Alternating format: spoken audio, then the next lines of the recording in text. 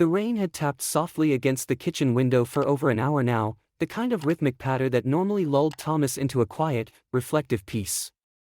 But tonight, it didn't have the same effect. He sat at the table, swirling the remnants of his lukewarm coffee, the clock on the wall ticking away the hours that should have belonged to the kind of comfortable silence only long-married couples know. Olivia had said she needed to unwind. She used those exact words, softly, almost apologetically, earlier that evening. "It's been a long week," she told him, gently placing a hand on his shoulder. "I think I just need some time. A bath, maybe. Just to breathe." He had nodded. Of course she needed space. Everyone did, from time to time. That's what made their marriage work: respect, understanding, room to stretch. He knew how stressful her job had been lately. The clients had been demanding, her inbox never empty, and she'd been coming home with that distant, worn-out look she wore like a second skin these days. So he'd smiled and kissed her cheek as she gathered a few things and retreated to the bathroom. Or so he thought. He remembered the smell of lavender and eucalyptus oil lingering in the hallway, the gentle clatter of a bath tray, the creak of pipes as she ran the water. She was meticulous in creating peace for herself: a glass of wine, her playlist of piano instrumentals, the door closed but never locked. That was Olivia. Reliable, routine, composed. He didn't know exactly when the unease began to stir inside him. Maybe it was how quiet the house remained after an hour, then two. Maybe it was the absence of her usual hums from the bathroom or the rustle of pages from whatever book she'd brought in with her. Maybe it was just the eerie stillness that made his ears strain for sounds that weren't there. The curiosity wasn't immediate, it crept in. Thomas wasn't the paranoid type, and he hated the idea of snooping. But the silence felt too intentional. Too curated. He opened the location-sharing app on his phone, not really expecting anything, maybe just to confirm she was still at home.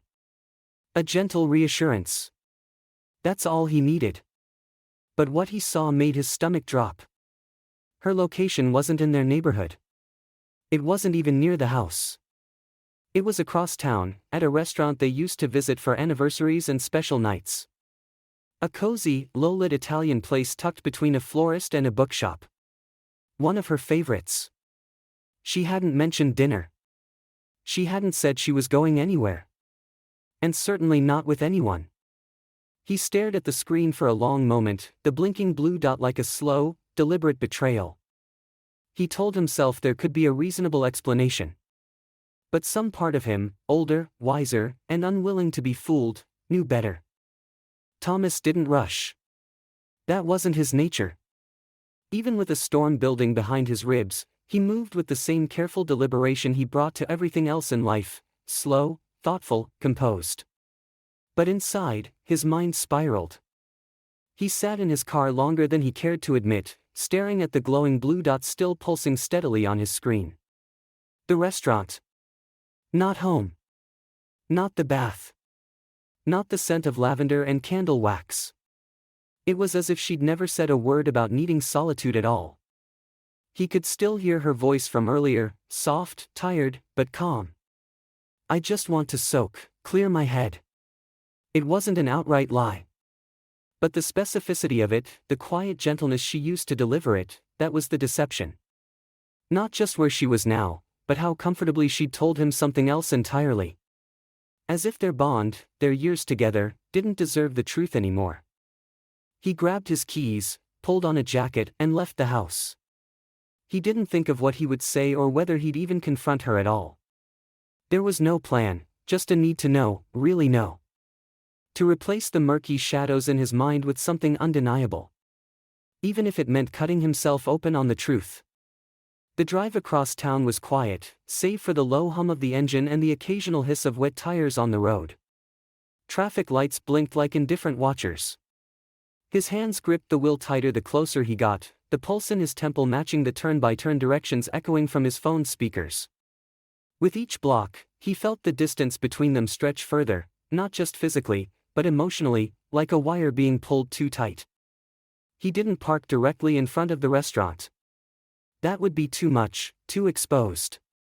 Instead, He turned off a street early and slid into a space behind a row of parked cars. From there, he could see the amber glow of the restaurant's windows, the familiar, intimate warmth spilling out into the damp evening air. He turned off the engine but didn't open the door. Not yet. His eyes scanned the window panes, catching glimpses of tables, servers, flickering candles, silhouettes moving against the glass. Then he saw her. Olivia. She was facing slightly sideways, her profile illuminated in the dim, golden light. Her hair was tucked behind one ear, and she was leaning forward, laughing. Not politely.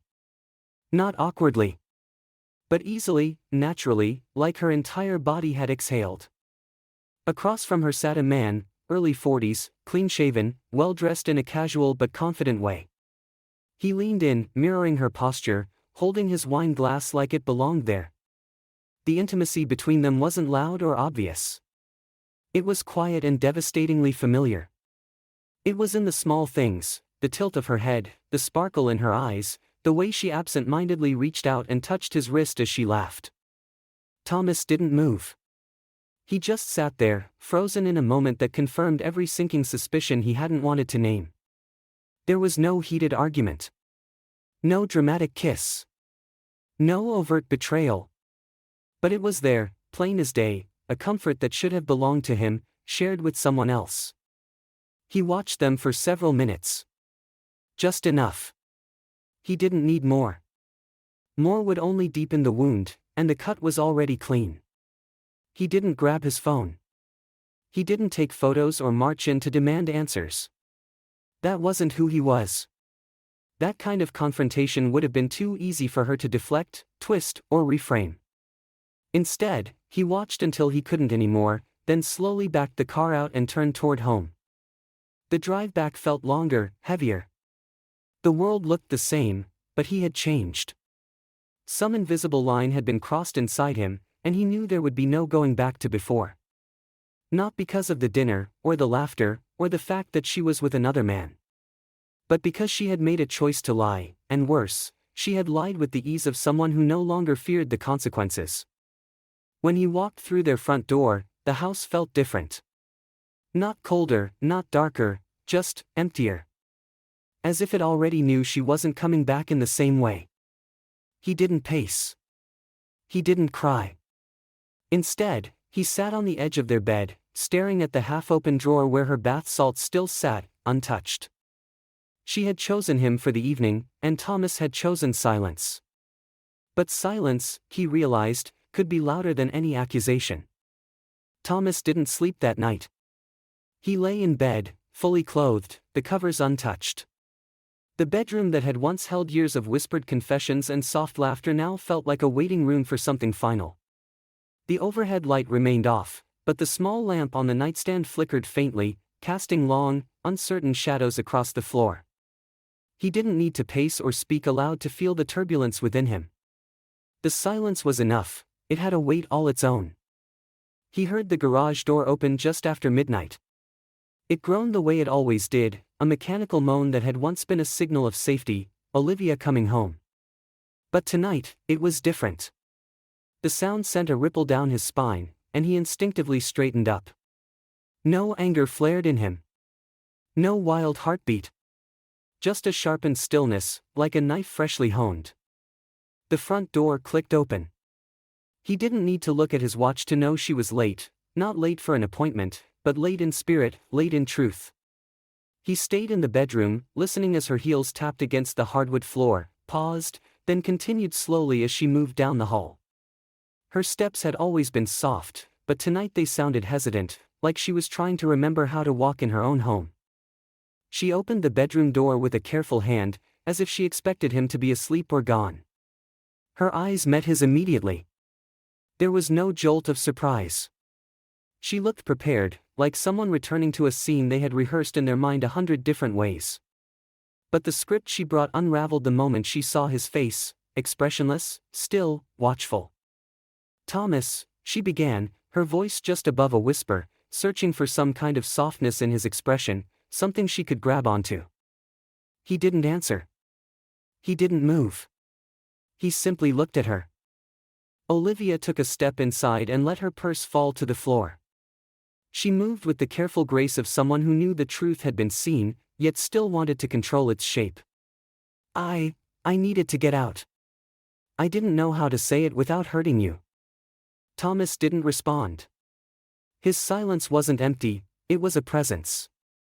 It filled the room more than any words could have. It was the kind of silence that forced honesty to emerge on its own, not because it was invited, but because there was no more space to lie. She shifted uncomfortably, her gaze dropping for a moment before rising again, meeting his calm, unwavering stare. It wasn't meant to be anything. It just happened. I thought it would help me feel something. I didn't think you'd. She stopped, catching herself. I didn't think you'd check. That admission hung in the air like smoke. Still, Thomas said nothing. There was no need to ask who he was or how long it had been going on. Those answers were irrelevant now. He had seen what mattered, the ease of her laughter with another man, the comfort she found in someone else's presence. He had witnessed the version of her she no longer shared with him, and no apology would erase that image. He finally stood up, not abruptly, not with force. Just slowly, deliberately, as though shedding an old version of himself. He walked past her toward the closet and pulled out a duffel bag. Olivia watched, frozen in place, her mouth slightly open but unable to form words. He packed a few essentials, just enough to leave, not enough to start over. This wasn't an escape or a threat. It was simply an exit. "Where are you going?" she asked, her voice cracking. Thomas turned to her for the first time, really looked at her. Not like a lover. Not like a husband. But like a man seeing a stranger who wore his wife's skin. "You needed to feel something," he said, his voice low but steady. "I needed to see something." He paused, picking up his jacket. "Now we both have what we came for." She took a step toward him, panic rising in her voice now. "Please, can we just talk? Let me explain everything. I didn't mean for it to go this far." Thomas shook his head, a tired, almost compassionate gesture. "You said you wanted silence. Tonight, I gave it to you. But that silence, it said everything." He brushed past her gently, not with cruelty, but with finality. She reached out, but her hand faltered, falling uselessly at her side. The woman who had once known how to reach him, through words, touch, or glance, now stood there, unable to bridge the distance she had created. As he stepped out the front door, the air felt different. Cooler. Clearer. Like something had been unknotted inside him. Behind him, Olivia remained still in the hallway, the light catching the edge of her face, illuminating the tears that had begun to fall, not dramatic, not wailing, just quiet, like the betrayal that brought them. Thomas didn't look back. Some betrayals don't require shouting, don't demand revenge. Sometimes the most powerful confrontation is simply walking away when the truth reveals itself, in full view, with no need to be spoken aloud. The night swallowed him as Thomas walked out the front door, but he didn't notice the cold. Not really. The streets were quiet, save for the occasional hiss of passing tires on wet pavement. The sky hung low with clouds that had no intention of clearing. He walked without urgency, keys clenched in his hand, the weight of what had happened finally sinking into his limbs. There was no destination in mind, just the need to move, somewhere, anywhere that wasn't wrapped in the memory of what she had done or the home that now felt like a lie. His feet led him to the car, parked beneath the lamp at the corner of their street. As he slid into the driver's seat, the interior smelled like pine and leather, familiar, unchanging. The one place that hadn't betrayed him. For a while, he didn't start the engine. He sat still, hands resting on the steering wheel, eyes staring straight ahead. The image of Olivia laughing over wine played in his mind again, uninvited but vivid. It wasn't even the physical closeness that haunted him, it was the ease. The way she looked relieved, light. As if she'd been holding her breath in their marriage and only now remembered how to exhale. He started the engine and drove with no particular direction. The streets were nearly empty, a blanket of late-night quiet settling over the town. Traffic lights blinked yellow through intersections that felt as hollow as he did. Everything was functioning as it should, and yet nothing felt real. His world hadn't ended in fire or fury, it had simply shifted. Quietly. Permanently.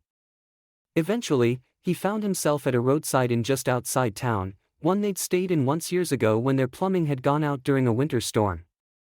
Back then, it had been a spontaneous escape, a night full of laughter, takeout containers, and whispered plans beneath thin hotel sheets. Now, it was just a place to breathe. To not be in the house where her scent lingered and the air still held the echo of old promises.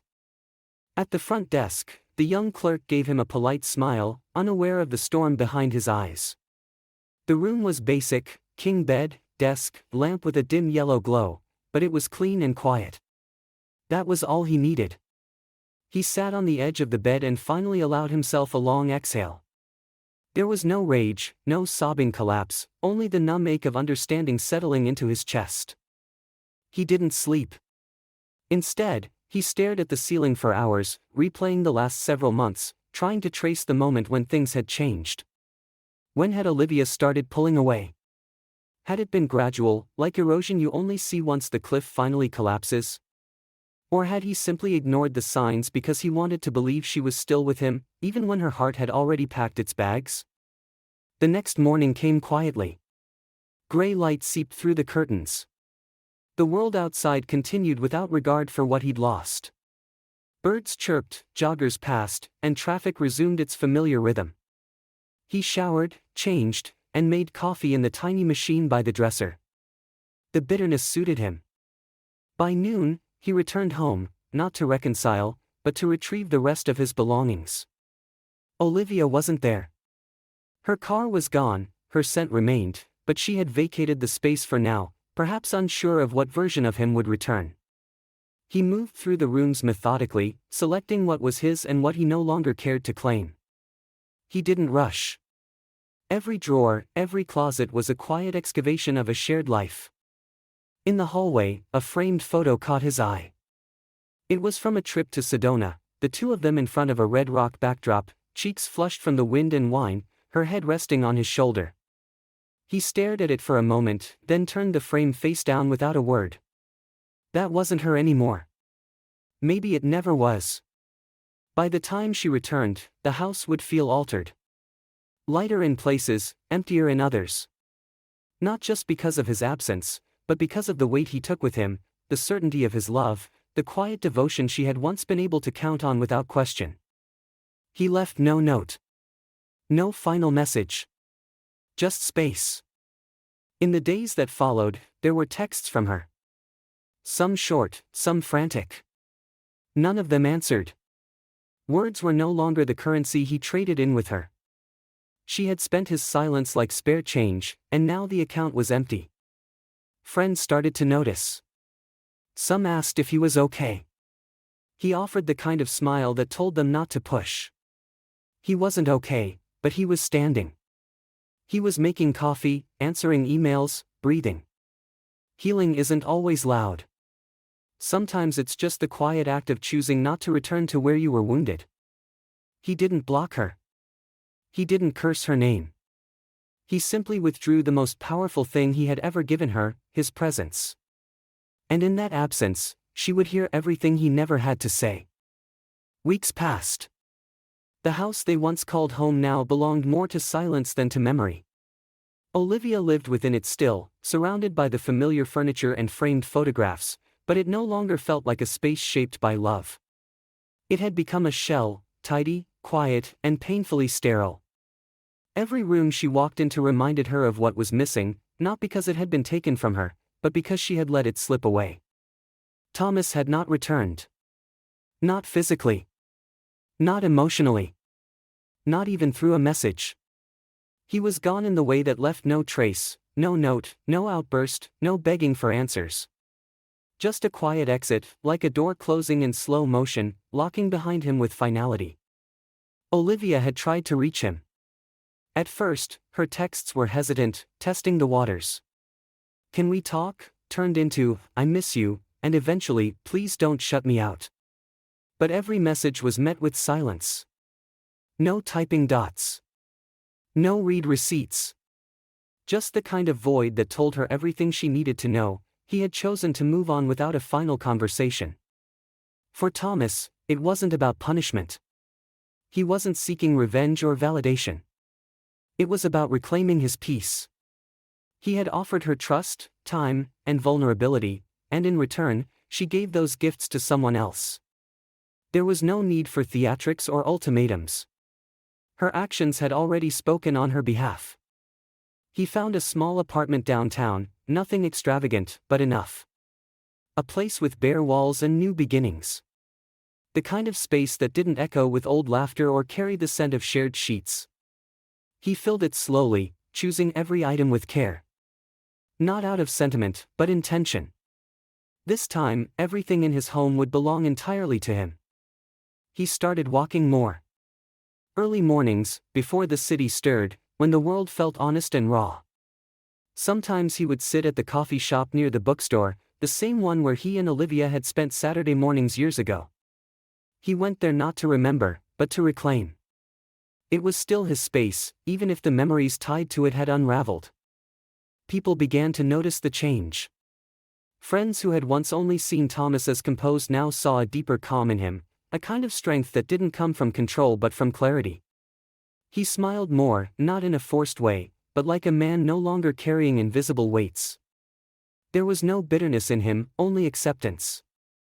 She had made her choice. So had he. Meanwhile, Olivia found herself haunted not by guilt, but by contrast. Adam, the man she had once escaped into, felt increasingly hollow now. What had once been exhilarating now felt fleeting. The stolen moments, the laughter over wine, the flirtation, they all seemed small against the quiet integrity Thomas had shown. Adam was charm. Thomas had been depth. And she had traded one for the other, only realizing too late that surface could never replace soul. She tried to convince herself that she was just going through something, that it had been a phase, a lapse. But the truth was harder to hold. She had not just betrayed a man. She had betrayed the version of herself who had once believed in loyalty, in partnership, in building a life with someone who didn't just look at her, but saw her. One evening, she sat on the edge of their bed, her bed, now, and stared at the empty pillow beside her. She reached out, not to touch it, but to understand it. That emptiness was her consequence. Not because he left, but because she had never expected he truly would. And Thomas, miles away, didn't think of her with anger anymore. He didn't need closure from her. He had found it in the act of walking away, in the stillness of not reacting. Some truths don't need to be said. They live in what's left behind, and in the quiet dignity of a man who chose peace over pain.